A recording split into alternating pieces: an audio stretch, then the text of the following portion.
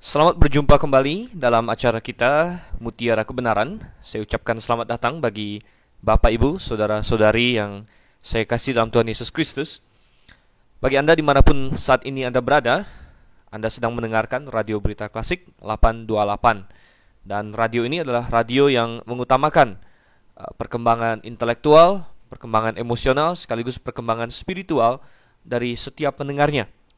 Kita memperhatikan perkembangan emosional seseorang dengan menyuguhkan musik-musik yang sehat secara emosional, yaitu musik-musik klasik, bukan musik-musik yang membuat hati Anda meletup-letup atau yang menimbulkan keduniawian dalam diri Anda. Demikianlah juga musik-musik yang kita sajikan, informasi-informasi berupa berita-berita, informasi teknologi, informasi kesehatan yang kami suguhkan berguna secara intelektual. Dan terutama penekanan juga kami berikan dalam bidang rohani atau spiritual, di mana dengan mengikuti Radio Berita Klasik ini, dengan acara-acaranya seperti Through the Bible, kemudian Berteologi di Udara, dan berbagai acara-acara lain lagi. Salah satunya adalah Mutiara Kebenaran yang kita ikuti bersama pada malam hari ini. Anda bisa mendapatkan harta rohani yang luar biasa. Oleh karena itulah kita menyebut program kita ini Mutiara Kebenaran. Karena sungguh kebenaran yang terkandung di dalam Alkitab sangat berharga nilainya, bagaikan mutiara yang tak terkatakan. Di dalam acara kita, Mutiara Kebenaran malam hari ini, kita akan membahas Keluaran pasalnya yang ke-20. Kemarin atau sesi yang lalu kita sudah selesai Keluaran pasal yang ke-20 sampai dengan ayat yang ke-11. Sedikit mengulang, di dalam Keluaran pasal yang ke-20 ini kita melihat Tuhan memberikan kepada kita istilahnya adalah hukum-hukumnya, ya. Tuhan telah berbuat perjanjian dengan bangsa Israel bahwa mereka akan menjadi bangsa yang spesial, bangsa yang khas, bangsa yang akan menjadi tiang penopang dan dasar kebenaran. Sebagai gantinya, mereka menerima hukum Tuhan dan mereka akan hidup sesuai dengan hukum dan aturan itu. Kita sudah melihat bahwa yang paling pertama Tuhan berikan adalah 10 hukum atau yang sering disebut sebagai Decalogue, dalam bahasa Inggris terkenal dengan istilah The Ten Commandments. Dan kita bisa bilang bahwa 10 hukum ini merupakan dasar dari berbagai hukum-hukum yang lain, menjadi semacam mercusuar, semacam patokan moral. Dan kita sudah melihat bahwa dalam kitab Keluaran ini 10 hukum adalah bagian dari hukum-hukum moral di dalam Perjanjian Lama. Kita sudah membahas di sesi yang lalu dan saya harap pendengar tidak lupa bahwa hukum Taurat bisa dibagi menjadi 3 bagian, yaitu hukum Taurat secara moral, kemudian hukum Taurat yang berhubungan dengan hal-hal seremonial, kemudian hukum Taurat yang berurusan dengan hal-hal sipil atau kenegaraan Israel. Hukum Taurat yang berhubungan dengan masalah moral adalah hukum yang menceritakan atau yang menegaskan apa yang benar dan apa yang salah sesuai dengan karakter dan sifat Tuhan. Dari manakah manusia tahu akan moralitas, saudara? Manusia tidak akan pernah tahu apa itu yang benar dan salah, dan tidak akan pernah punya perasaan bahwa membunuh itu salah, bahwa berbuat baik itu baik dan benar. Manusia tidak akan pernah tahu itu semua kalau manusia bukan diciptakan oleh Tuhan. Tetapi nyatanya manusia diciptakan oleh Tuhan, dan itulah sebabnya semua manusia di muka bumi ini tahu tentang apa itu yang benar, apa itu yang salah. Dan hukum Taurat yang berkaitan dengan masalah moral hanyalah menegaskan dengan bentuk yang setegas-tegasnya, karena hati nurani manusia sudah dibengkokkan oleh dosa. Oleh karena itu hati nurani manusia tidak bisa menjadi standar yang tertinggi dalam hal moralitas, tetapi hukum Allah menegaskan bagaimanakah seharusnya manusia berlaku, apa yang benar, apa yang salah. Ini adalah masalah moral, dan hukum-hukum moral dalam Perjanjian Lama ini masih berlaku bagi kita sampai dengan hari ini, saudara. Masih berlaku bagi kita sampai dengan hari ini. Kemudian hukum Taurat juga mengandung hukum-hukum seremonial. Ingat bahwa di masa itu Tuhan mendirikan ibadah yang bersifat simbolik. Mereka menantikan datangnya juru selamat, yaitu Yesus Kristus yang sudah datang bagi kita. Tapi bagi mereka masih menantikannya. Dan sambil menantikan juru selamat Yesus Kristus itu, mereka mendirikan suatu ibadah simbolik, ya. Mereka mempersembahkan korban di atas mezbah. Dan Tuhan menggunakan berbagai simbol untuk menyatakan kekudusannya, untuk menyatakan tentang sifat dosa dan lain sebagainya. Oleh karena itu pada zaman itu ada hukum tentang makanan yang haram dan yang halal. Ada hukum tentang berbagai persembahan, ada persembahan korban penghapus dosa, korban keselamatan, dan lain-lain sebagainya. Itu semua adalah termasuk dalam hukum seremonial. Yang ketiga, ada hukum sipil, saudara, yaitu kitab undang-undang pidananya bangsa Israel sebagai sebuah teokrasi waktu itu. Dan ini mengatur tentang hukuman-hukuman yang harus diberikan. Misalnya, kalau ada orang yang tertangkap berzina harus dihukum mati misalnya. Ada anak yang membangkang orang tuanya bisa dilempari mati dengan batu. Nah, ini adalah hukum bagi sebuah teokrasi. Dan kita hari ini tidak terikat kepada hukum seremonial, karena kita tidak lagi berada dalam ibadah simbolik, dan kita juga tidak terikat kepada hukum sipil Israel karena kita bukan negara Israel. Kita negara Indonesia, tetapi sekali lagi kita bisa mendapat manfaat dari mempelajari tentang hukum seremonial maupun hukum sipil di dalam hukum Taurat. Dalam hukum seremonial kita bisa belajar tentang bagaimanakah keselamatan yang sejati itu disimbolkan. Dan kita bisa belajar tentang keselamatan yang sejati dengan melihat dari simbol-simbolnya. Sedangkan mengenai hukum sipil, kita bisa belajar banyak tentang sense of justice, ya, tentang keadilan dan kemapanan hukum-hukum Tuhan. Dan kita bisa menggunakan prinsip-prinsip yang ada dalam hukum sipil, dalam hukum Taurat, untuk menjadi prinsip-prinsip di dalam hukum tata negara kita sekalipun. Nah, hukum Taurat yang kita bagi 3 itu kita lihat moral, seremonial, dan sipil. Dan 10 hukum Allah yang ada dalam Keluaran pasal 20 ini kebanyakan berurusan dengan masalah moral. Oleh karena itu bisa kita bilang bahwa hampir seluruh dari ke-10 hukum ini masih berlaku bagi kita hari ini. Tentu satu-satunya yang tidak berlaku adalah mengenai hari Sabat, karena itu adalah seremonial, saudara. Tetapi kita sudah bahas itu di minggu yang lalu, sesi yang lalu. Dan kita sekarang akan masuk ke dalam hukumnya yang kelima, ya. Nah, sebelum itu mari kita berdoa dulu. Kita akan minta pertolongan Tuhan untuk memimpin kita dalam pembelajaran kita. Mari kita berdoa. Bapa di surga, kami sungguh mengucap syukur Engkau begitu baik bagi kami. Engkau sungguh telah memberikan kasih karunia, sesuatu yang tidak pantas kami dapatkan.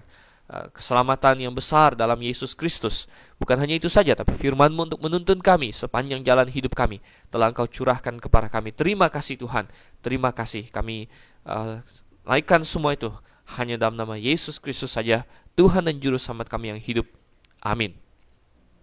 Saudara yang kasih Tuhan, di sesi yang lalu kita sudah sampai kepada Keluaran 20 ayat yang ke-11. Sekarang kita lanjutkan ayat yang ke-12 hingga ayat yang ke-17.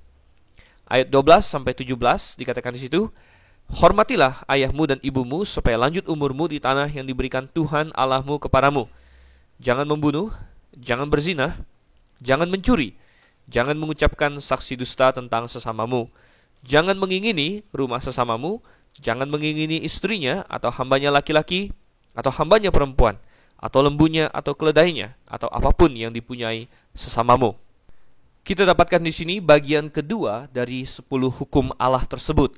Bagian pertama dari ayat 1 sampai ayat yang keempat berhubungan dengan relasi kita terhadap Allah. Bagaimana kita harus bersikap terhadap Tuhan dan Allah kita. Bagaimana kita hanya boleh memiliki satu saja Allah, yaitu Tuhan pencipta langit dan bumi. Bagaimana kita tidak boleh membuat patung-patung untuk menyembah kepadanya. Bagaimana kita harus menguduskan nama Tuhan. Dan bagaimana kita harus mengingat dan menguduskan hari Sabat pada zaman itu. Kini kita masuk kepada paruh yang kedua dari hukum yang kelima hingga hukum yang ke-10 yang berkaitan dengan relasi kita dengan sesama manusia. Ini juga seringkali disebut sebagai loh kedua dari 10 hukum. Intinya atau idenya adalah bahwa ke-10 hukum ini ditulis dalam 2 loh batu, sebagaimana kita akan lihat nanti. Dan loh yang pertama mungkin berisi 1-4, dan loh yang kedua barangkali berisi yang kelima sampai yang ke-10, saudara. Yang jelas, ini adalah bagian yang kedua, dan kita akan bahas satu persatu di sini. Yang kelima, hukum yang kelima atau yang hukum yang pertama dari hubungan antara relasi manusia atau hukum yang kelima adalah hormatilah ayahmu dan ibumu supaya lanjut umurmu di tanah yang diberikan Tuhan Allahmu kepadamu. Saudara yang kasih Tuhan, ini adalah suatu perintah yang telah mengangkat banyak sekali bangsa dari kekacauan, ya. Ketika generasi muda menghayati ayat dan perintah yang satu ini, maka mereka menjadi generasi yang diberkati oleh Tuhan. Hormatilah ayahmu dan ibumu. Sangat menarik sekali bahwa orang Yahudi menaruh hukum yang kelima ini masih dalam bagian pertama. Jadi menurut orang Yahudi 1-5 berhubungan dengan Allah. Jadi 6-10 berhubungan dengan manusia. Menurut mereka, hormati ayah dan ibu berhubungan dengan relasi kita terhadap Allah. Karena apa? Menurut mereka, ayah dan ibu patut dihormati karena mereka adalah wakil Allah di dunia bagi kita. Dan sungguh ini bukan suatu ide yang terlalu salah, saudara. Ini adalah suatu ide yang benar. Mengapa kita harus menghormati ayah dan ibu kita? Dan mengapa Tuhan memberikan janji yang begitu luar biasa bagi orang yang melakukannya? Tidak lain dan tidak bukan karena orang tua adalah otoritas di atas kita. Ketika kita masih anak-anak, maka orang tua adalah otoritas di atas diri kita. Dia adalah wakil Allah bagi kita. Allah telah menaruh kita di dalam sebuah keluarga. Allah menaruh kita di dalam rahim seorang wanita yang bersuamikan ayah kita. Dan kita lahir di tengah-tengah keluarga itu.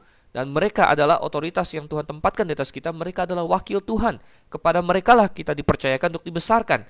Dan kalau kita ternyata suatu hari melenceng dari jalan Tuhan, maka Tuhan akan menuntut pertanggungan jawab dari orang tua kita, saudara.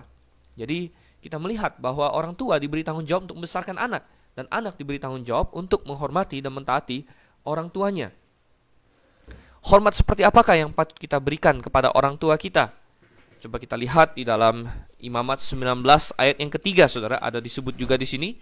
Imamat pasal yang ke-19 ayatnya yang ketiga.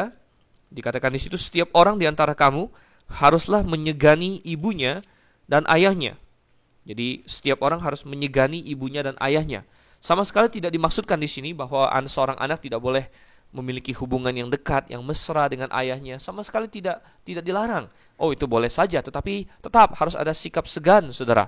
Di mana kita tahu ini bukan sekedar teman biasa. Orang tua boleh dan harus menjadi seorang sahabat kita, tapi bukan sahabat biasa. Bukan sahabat yang bisa kita pukul-pukul, yang bisa kita berbicara dengannya seolah-olah berbicara kepada seorang yang bisa kita tekan-tekan dan lain sebagainya. Tidak. Kita harus sadar ini adalah orang tua kita. Di masyarakat barat, saya lihat terutama mereka yang sudah terkena dengan konsep Hollywood, melihat begitu banyak film, hal ini sudah sangat-sangat kurang sekali, sudah luntur ya.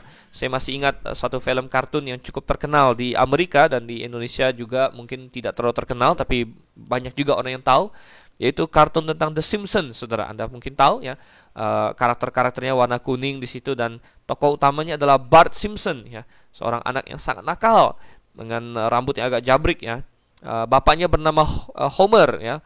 Dan Bart ini sangat luar biasa kurang ajar sekali. Dia memanggil bapaknya dengan namanya, Homer, Homer katanya. Ini adalah suatu hal yang sangat kurang ajar. Mereka tidak menyegani ayah dan ibunya. Beberapa waktu lalu saya masih ingat, saya membaca di koran, seorang anak menembak orang tuanya sendiri. Mengapa, saudara? Ternyata anak itu membeli sebuah game game PlayStation. Dan orang tuanya sebenarnya bilang dia tidak boleh membelinya, tapi kemudian dia membelinya. Dan ketika ayahnya tahu akan hal itu, ayahnya mengambil game itu dan menguncinya di lemari ini pengaman ya, di safe box yang dimiliki ayahnya. Nah, entah bagaimana caranya, seorang anak bagaimanapun juga cukup pintar, dia ternyata bisa membuka lemari pengaman itu, dan selain mendapatkan gamenya di sana, dia mendapatkan juga sebuah pistol, saudara. Dan dia mengambil pistol ayahnya itu, dia masuk ke ruang keluarga dan dia taruh pisau di belakang tangannya. Dia bilang sama orang tuanya, "Pa, Ma," katanya, "aku punya kejutan untuk kalian. Tolong tutup mata." Nah, bapak dan ibunya yang tidak menduga apa-apa, mereka menutup mata dan berpikir kejutan apa yang diberikan anak saya. Dan tidak disangka ternyata dia menembaki ibu dan bapaknya sendiri tepat di kepala mereka.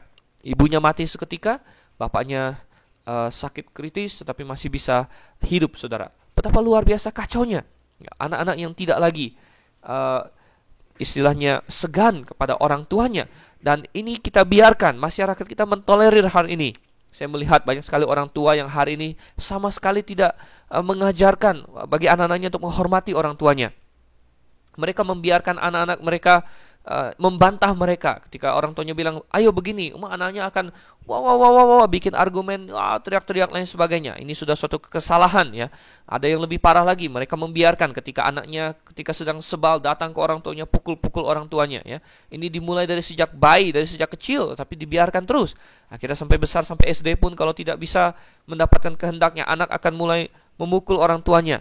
Nah, ini juga tidak boleh dibiarkan. Nah, anak-anak yang berbuat seperti itu, mungkin ada orang muda atau anak-anak yang mendengarkan radio berita klasik hari ini. Ini tidak boleh dibiarkan seperti itu. Dan saudara kasih dalam Tuhan, kalau itu dibiarkan, maka efeknya kita tidak tahu. Akhirnya ada fenomena anak menembak orang tuanya, ya.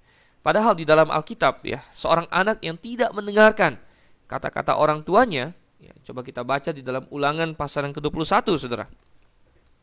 Ulangan pasalnya yang ke-21. Kita lihat di situ ayatnya yang ke-18.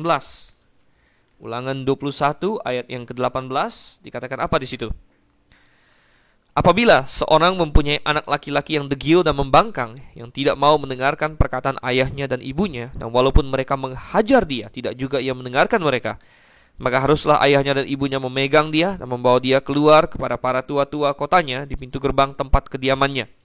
Dan harus berkata kepada para tua-tua kotanya, anak kami ini degil dan membangkang.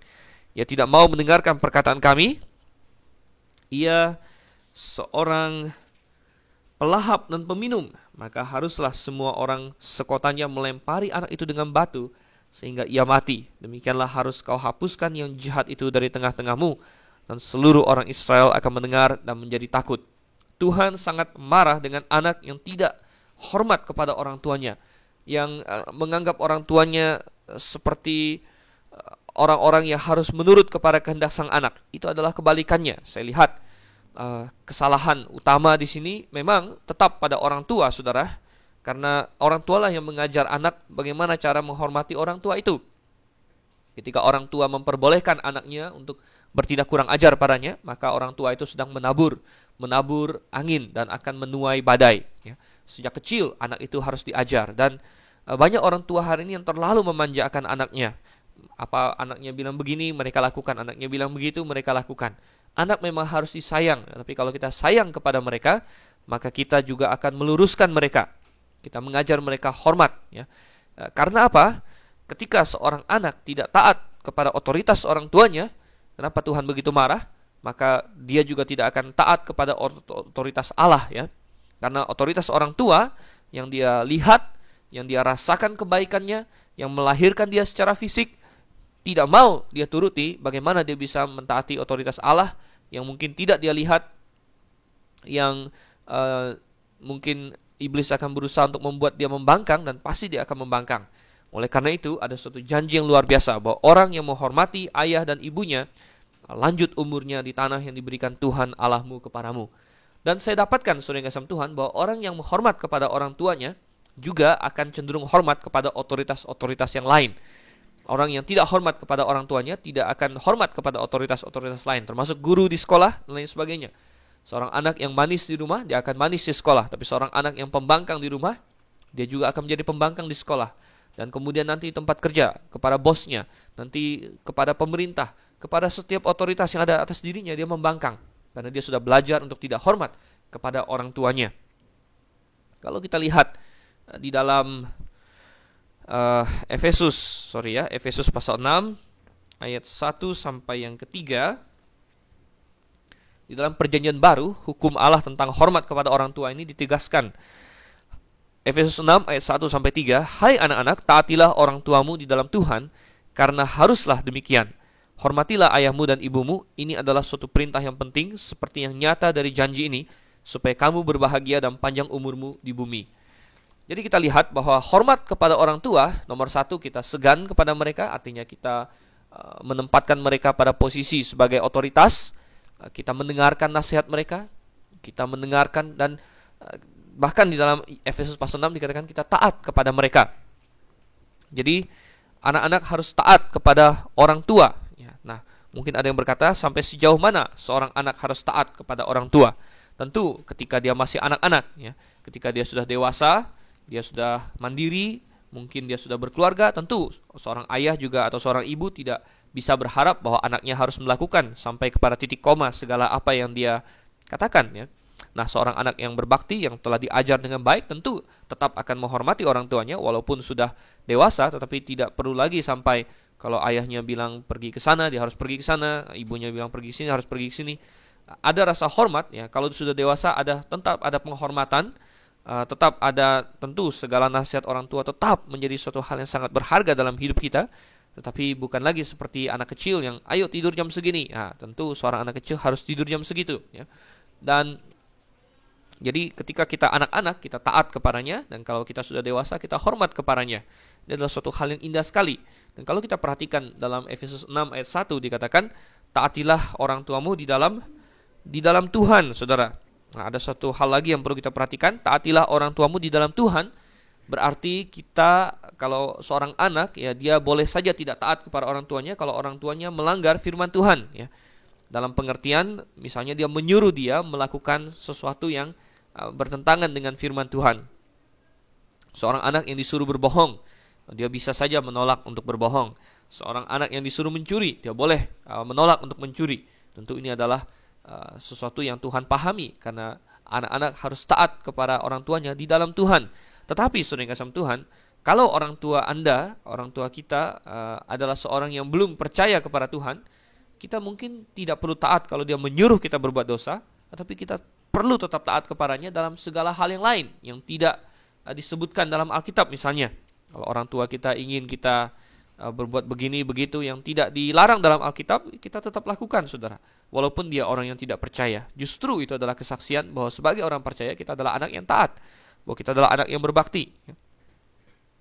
Nah, kita lihat juga ketika kita dewasa, maka kita hormat kepada orang tua kita.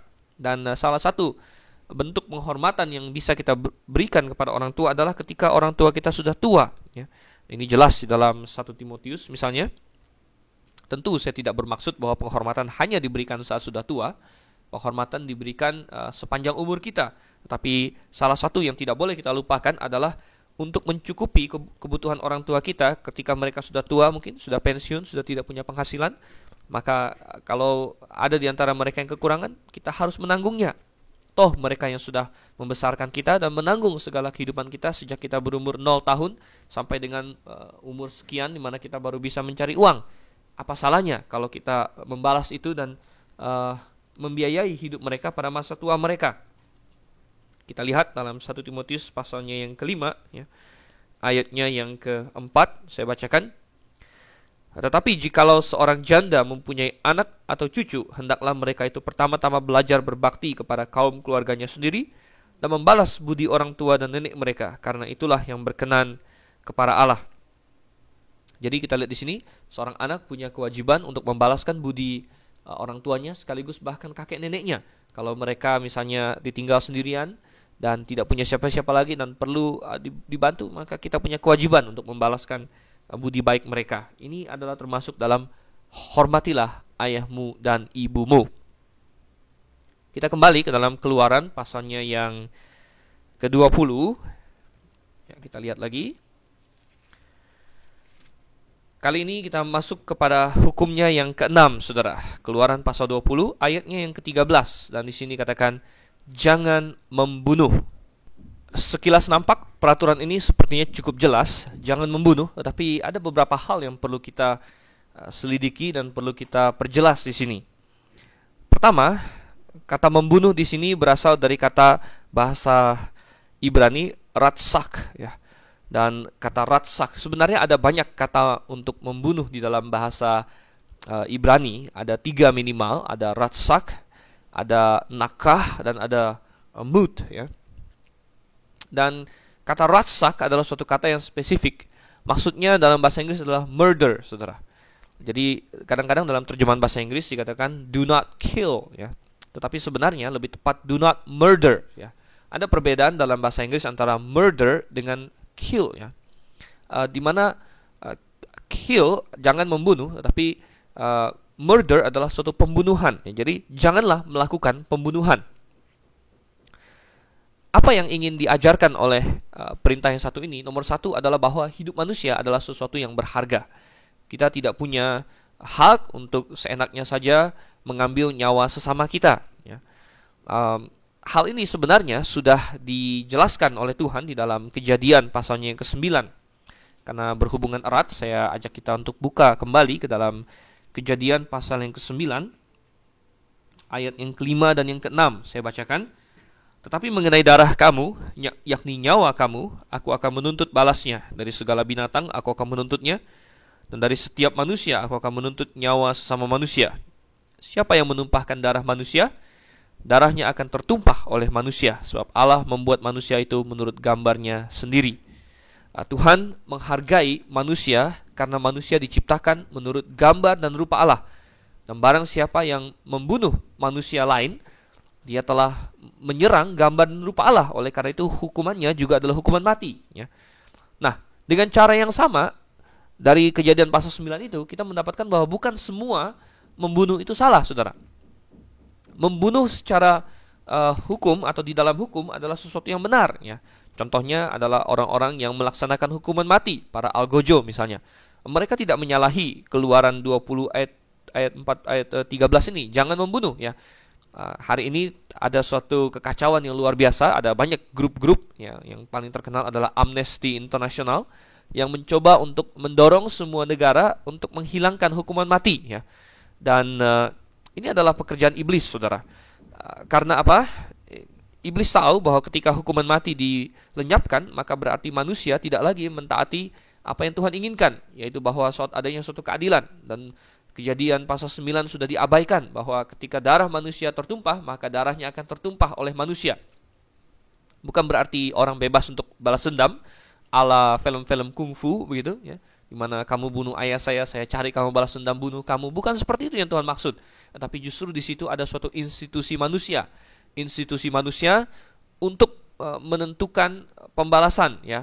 Dan institusi manusia itu disebut pemerintah, dan pemerintah punya hak dan punya mandat dari Tuhan untuk membalas orang-orang yang berbuat jahat. Itulah yang dikatakan oleh Rasul Paulus di dalam Roma pasalnya yang ke-13. Roma pasalnya yang ke-13 ayat 1, ya. Dikatakan di situ, tiap-tiap orang harus takluk kepada pemerintah yang di atasnya, sebab tidak ada pemerintah yang tidak berasal dari Allah, dan pemerintah-pemerintah yang ada ditetapkan oleh Allah. Maksudnya, semua pemerintah mempunyai mandat dari Allah untuk menegakkan hukum, ya. Dikatakan di sini ayatnya yang keempat, ya, karena pemerintah adalah hamba Allah untuk kebaikanmu, tetapi jika engkau berbuat jahat, takutlah akan dia, karena tidak percuma pemerintah menyandang pedang. Pemerintah adalah hamba Allah untuk membalaskan murka Allah atas mereka yang berbuat jahat. Jadi seorang algojo bertindak atas nama pemerintah, dia tidak membunuh orang lain atas nama individunya sendiri. Ingat bahwa perintah jangan membunuh diberikan kepada individu, tidak diberikan kepada negara, saudara, ya. Negara, pemerintah untuk membalaskan murka Allah punya hak untuk membunuh seorang yang telah mengambil nyawa orang lain. Nah, Amnesty International dan orang-orang Kristen yang kurang berpikir panjang, mereka lalu berkata, pemerintah tidak punya hak, manusia punya hak, ada hak asasi manusia untuk hidup. Tetapi saudara yang kasih Tuhan, hak asasi manusia untuk hidup berasal dari Allah. Dan Allah sendiri sudah berkata bahwa orang yang mencabut nyawa sesamanya itu tidak lagi memiliki hak untuk hidup. Allah sudah menentukan hal itu. Mengapa kita mau menyalahi Allah? Apakah kita lebih pintar dan lebih baik daripada Allah? Allah berkata bahwa orang seperti itu harus dibalaskan murka Allah atasnya. Jadi kita melihat di sini bahwa jangan membunuh bukan berarti kita tidak boleh melakukan hukuman mati, ya. Karena dikatakan di sini ratsak, murder, ya, jangan melakukan pembunuhan. Sedangkan algojo yang memancung orang kah, menembak orang kah, menggantung orang kah, dia bukan melakukan pembunuhan. Dia sedang melaksanakan keadilan atas nama pemerintah, bukan atas namanya dirinya sendiri, atas orang yang telah berbuat salah itu. Dalam bahasa Ibrani ada banyak kata lain untuk membunuh yang general, saudara. Ada kata nakah, ada kata mut, ya, semua itu dipakai untuk kata-kata membunuh yang general. Seperti membunuh binatang, kadang-kadang, ya, dipakai kata-kata lain. Tetapi kata ratsak selalu maksudnya adalah pembunuhan. Jadi ada juga orang-orang vegetarian yang ingin berkata, lihat, kita tidak boleh membunuh binatang, katanya jangan membunuh. Seperti yang diajarkan oleh agama Buddha misalnya, jangan membunuh katanya. Jadi mereka semut tidak boleh dibunuh, kecoa tidak boleh dibunuh, binatang tidak boleh dibunuh, jadi mereka makan tumbuhan saja. Ini menurut saya, dan memang kebenarannya demikian, sama sekali bukanlah yang diajarkan oleh ayat ini, ya.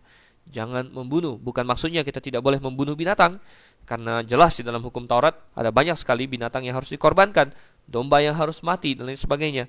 Dan posisi bahwa kita tidak boleh membunuh makhluk hidup seperti diajarkan oleh agama tertentu, itu adalah posisi yang aneh sekali, saudara. Ya, memang pada awalnya Tuhan menciptakan dunia tanpa kematian, tetapi itu telah berlalu, ya.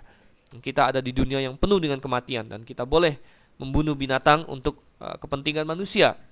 Kalau ada orang yang bilang bahwa dia tidak mau membunuh makhluk hidup, maka itu adalah hal yang sangat aneh, karena ketika dia mencuci tangan ada banyak sekali beribu-ribu berjuta-juta makhluk hidup yang mati, yaitu makhluk hidup yang mikroskopik, bakteri-bakteri yang adalah binatang-binatang kecil yang ada di tangannya, yang ketika dia cuci tangan mati, maka dia juga telah membunuh makhluk hidup, ya. Kalau Anda tidak mau membunuh makhluk hidup, maka Anda tidak boleh berbuat apa-apa. Anda harus diam saja. Bahkan ketika Anda duduk dan diam dan tidak berbuat apa-apa pun, Anda masih bisa saja membunuh makhluk hidup. Dengan Anda menarik nafas, Anda memasukkan mikroba-mikroba udara ke dalam diri Anda. Kemudian ketika ada virus menyerang Anda, bakteri masuk ke dalam tubuh Anda, maka antibodi tubuh Anda, sel-sel tubuh Anda akan membunuh makhluk-makhluk asing itu. Jadi tidak mungkin untuk tidak membunuh makhluk hidup, dan bukan itu yang ingin diajarkan. Yang ingin diajarkan adalah jangan membunuh ya dalam kemarahan, jangan memburu dalam kebencian seorang individu terhadap individu lain, ya. Itulah yang diajarkan Yesus, dan akar permasalahannya memang ada dalam hati orang tersebut, saudara. Coba kita lihat dalam Matius pasalnya yang ke-5. Matius pasal yang ke-5, Yesus di sini memperlihatkan ayat yang ke-21 sampai ayat yang ke-22. Matius 5 ayat 21, kamu telah mendengar yang difirmankan kepada nenek moyang kita, jangan membunuh, siapa yang membunuh harus dihukum. Tetapi aku berkata kepadamu, setiap orang yang marah terhadap saudaranya harus dihukum. Dan sebenarnya dalam bahasa asli di sini, setiap orang yang marah tanpa alasan terhadap saudaranya, ya, tanpa sebab, tanpa alasan, harus dihukum. Siapa yang berkata kepada saudaranya kafir harus dihadapkan ke mahkamah agama, dan siapa yang berkata jahil harus diserahkan ke dalam neraka yang menyala-nyala. Akar dari pembunuhan adalah amarah, dan selain itu juga kebencian, saudara. Coba kita lihat dalam 1 Yohanes pasalnya yang ketiga, ayatnya yang ke-15. Saya bukan untuk ke saudara, 1 Yohanes pasal 3, ayat yang ke-15, di situ berbunyi, setiap orang yang membenci saudaranya adalah seorang pembunuh manusia. Jadi dengan kita membenci seseorang saja, itu sudah sama dengan membunuh dia dalam pikiran kita. Jadi Tuhan yang melihat hati dan pikiran seseorang, dialah yang sudah mengetahui bahwa itu adalah maksud pembunuhan dalam hati kita. Jadi jangan membunuh. Ini adalah dari satu individu, perintah kepada satu individu, bagaimana dia tidak boleh punya amarah dan kebencian kepada saudaranya untuk membunuh dia. Nah, sekali lagi saya ingin tekankan bahwa bukan berarti seseorang tidak boleh menjadi tentara. Ada orang-orang tertentu yang punya pendapat bahwa menjadi Kristen artinya tidak boleh masuk ke dalam angkatan bersenjata karena mungkin harus membunuh orang, atau tidak boleh masuk ke dalam kepolisian karena mungkin terpaksa menembak penjahat dan lain sebagainya. Tapi ini adalah nalar yang salah sekali. Kalau orang Kristen tidak masuk ke dalam kepolisian, tidak masuk dalam ketentaraan, maka jadi apa organisasi-organisasi itu? Tentu semakin parah. Tapi orang Kristen masuk ke dalamnya, boleh saja dia masuk jadi polisi, jadi tentara, jadi algojo. Nah, mereka bukan bertindak dan bukan membunuh atas diri mereka sendiri karena amarah dan kebencian, tapi mereka melakukannya atas nama negara, ya, untuk suatu tujuan. Tentu kalau tujuan itu salah seperti Nazi Jerman, ya tentu setiap orang yang termasuk dalam pemerintahan di situ akan Tuhan hakimi.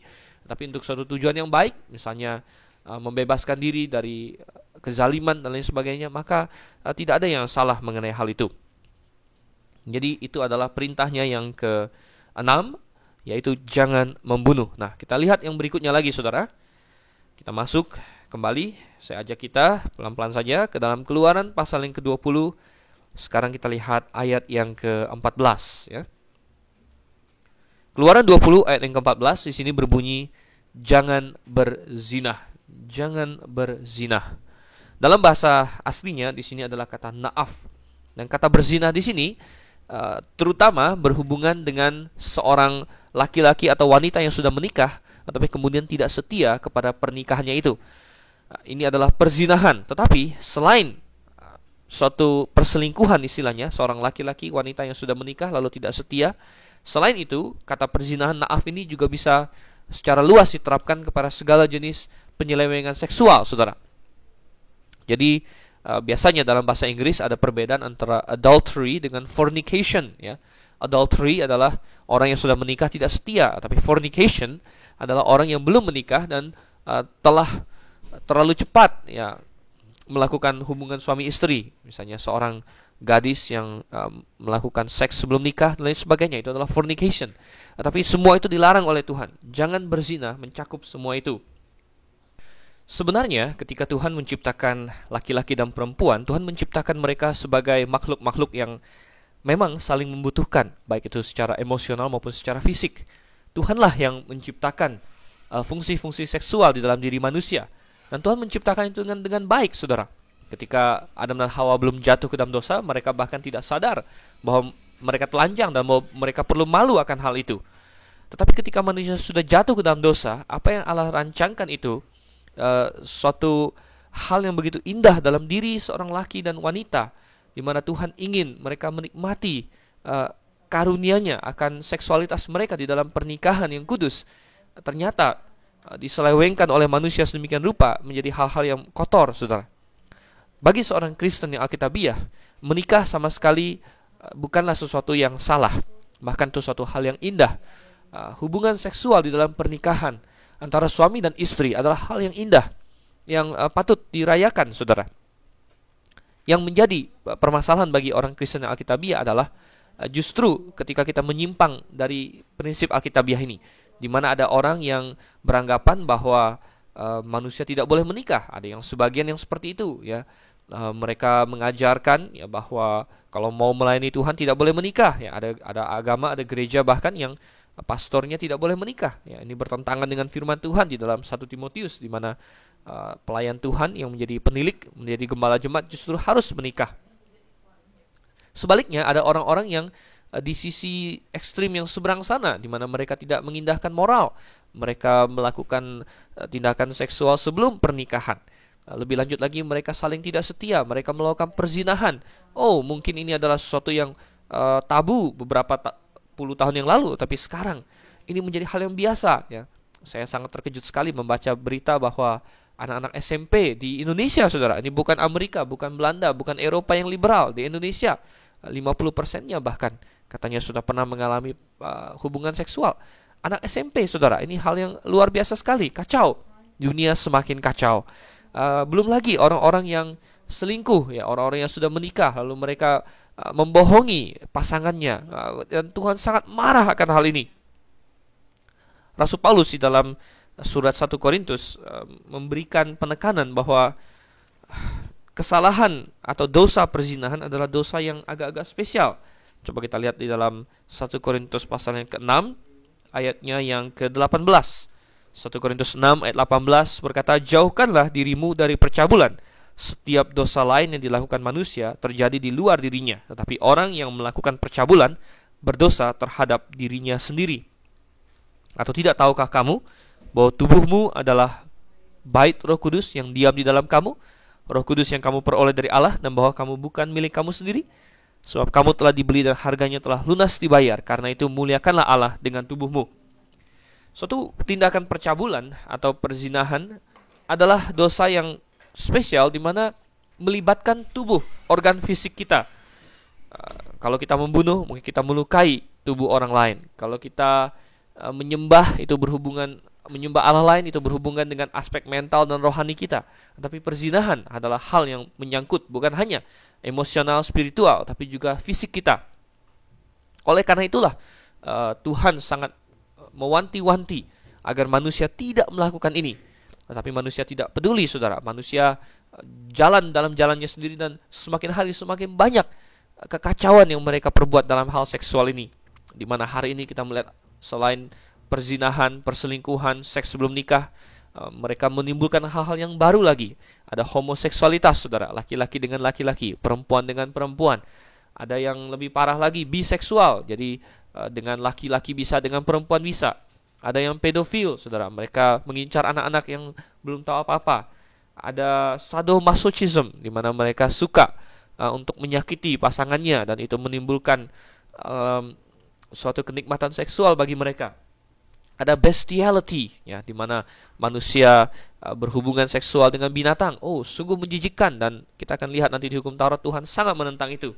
Ada incest, ya, menikah dengan keluarga dekat sendiri. yang Tuhan nyatakan tidak boleh semenjak hukum Taurat ini. Ya, memang pada awal dunia dijadikan itu memang diperbolehkan, tetapi setelah manusia jatuh dalam dosa dan ada perubahan genetik dan manusia bisa cacat kalau menikah dengan orang yang terlalu dekat, maka Tuhan melarangnya. Ada bahkan masturbasi di mana manusia melakukan seks dengan diri sendiri, saudara. Padahal Tuhan merancang bahwa kita mendapatkan kepuasan seksual kita melalui pasangan hidup. Ini adalah hal-hal yang kita lihat manusia selewengkan, dan Tuhan berkata di dalam Roma pasalnya yang pertama,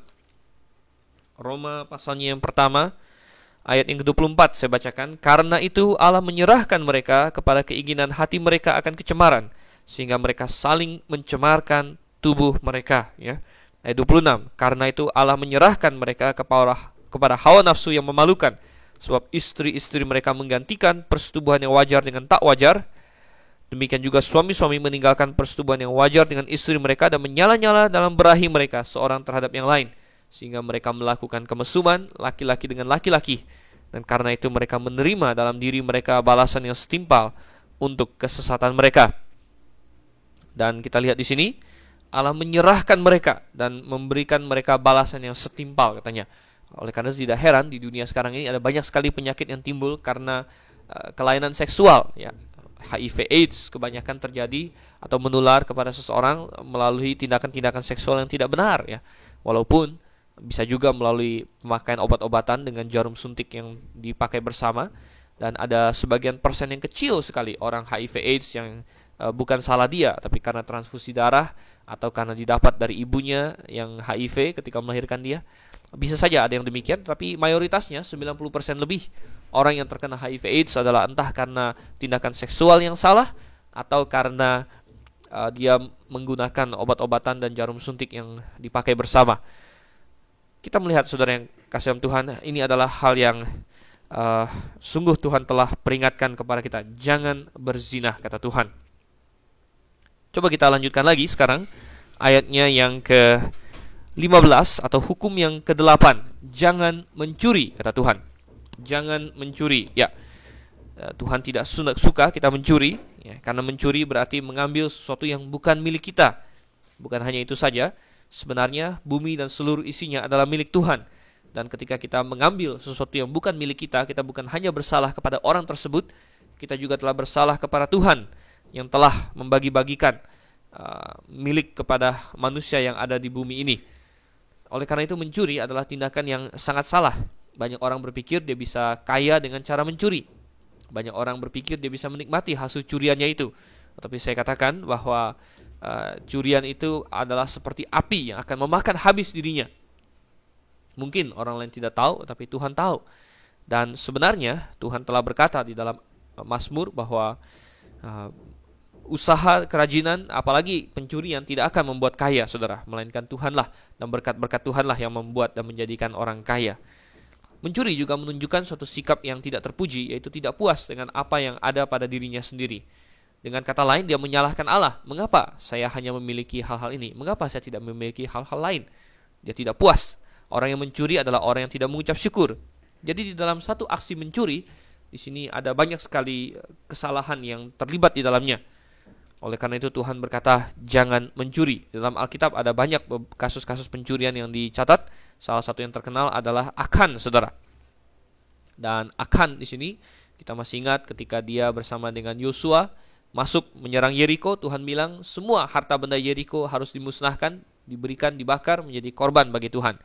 Tetapi Akan mencuri emas dan pakaian-pakaian, dan akhirnya Akan tidak bisa menikmatinya, melainkan dia harus mati karena dosanya. Pencuri-pencuri lain yang terkenal antara lain adalah Yudas Iskariot yang dikatakan mencuri dari kas. Ya, bayangkan Tuhan Yesus dengan murid-muridnya, Tuhan sendiri, dia berani mencuri dari Tuhan secara langsung, dan dia pikir bahwa Tuhan tidak tahu. Tapi Tuhan bukan tidak tahu, saudara. Dan pencurian yang dia lakukan melemahkan dia dan membuktikan bahwa dia memang bukan orang percaya.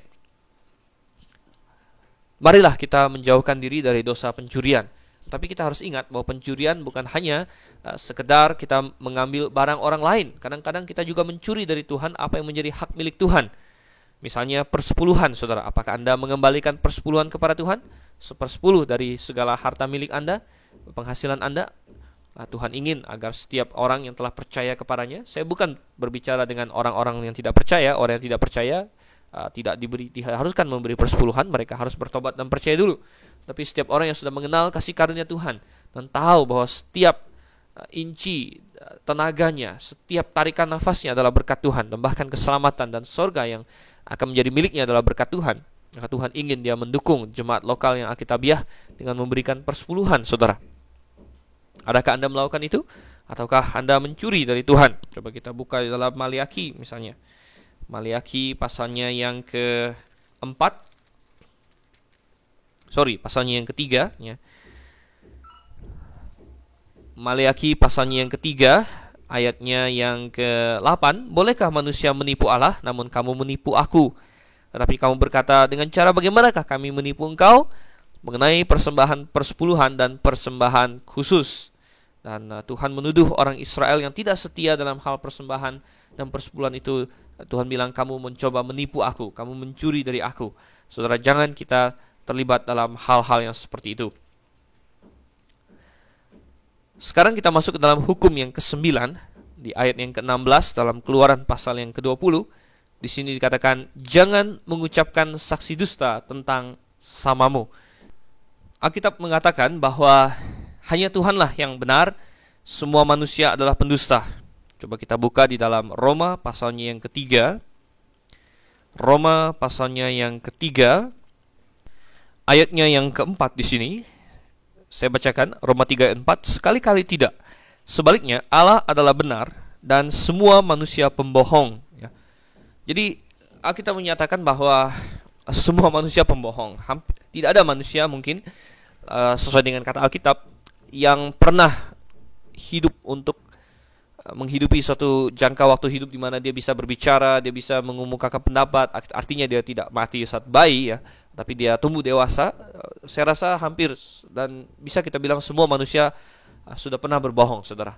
Di dalam Yakobus dikatakan bahwa hal yang paling sulit adalah mengendalikan lidah. Dan kalau orang bisa mengendalikan lidah, maka dia bisa mengendalikan seluruh tubuhnya yang lain. Tetapi bukan itu yang Tuhan inginkan. Tuhan ingin agar kita jangan berdusta. Begitu kerasnya Tuhan mengatakan hal ini, dan orang Kristen seharusnya justru menjadi contoh dalam hal ini, di mana demikian kita menghayati ciptaan baru di dalam Kristus, sehingga kita menjadi berbeda dengan orang-orang lain. Bagi orang dunia, tidak menepati janji, berbohong, itu sudah menjadi hal yang lumrah, hal yang biasa. Tetapi bagi Tuhan, seharusnya kata kita, perkataan kita yang keluar dari mulut kita, itulah janji kita. Kita buka dalam Matius pasalnya yang kelima. Matius pasal 5 ayat yang ke-33 sampai yang ke-37. Kamu telah mendengar pula yang difirmankan kepada nenek moyang kita, jangan bersumpah palsu, melainkan peganglah sumpahmu di depan Tuhan. Tapi aku berkata kepadamu, janganlah sekali-kali bersumpah, baik demi langit, karena langit adalah tahta Allah, maupun demi bumi, karena bumi adalah tumpuan kakinya, ataupun demi Yerusalem, karena Yerusalem adalah kota raja besar. Janganlah juga engkau bersumpah demi kepalamu, karena engkau tidak berkuasa memutihkan atau menghitamkan sehelai rambut pun. Jika ya, katakanlah, hendaklah kamu katakan ya. Jika tidak, hendaklah kamu katakan tidak. Apa yang lebih daripada itu berasal dari si jahat. Jelas sekali, Tuhan ingin orang Kristen sedemikian terkenal, sehingga kalau kita bilang ya, orang tidak perlu tanya kita lagi, janji ya, sumpah ya. Tapi dengan kita berkata ya, orang sudah begitu yakin bahwa apa yang kita katakan itu pasti akan kita lakukan. Ini adalah inti dari kekristenan, suatu fenomena atau suatu kesaksian yang bisa dilihat oleh semua orang.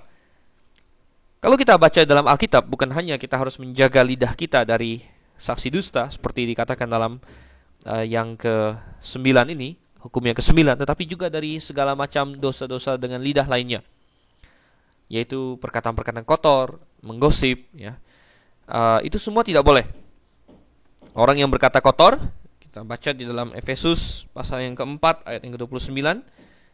Di situ Rasul Paulus berargumen bahwa orang yang sudah ada dalam Kristus, dia harus menjadi manusia baru, dia memakai manusia baru. Dalam Efesus 4 ayat 29, janganlah ada perkataan kotor keluar dari mulutmu, tetapi pakailah perkataan yang baik untuk membangun di mana perlu, supaya mereka yang mendengarnya beroleh kasih karunia.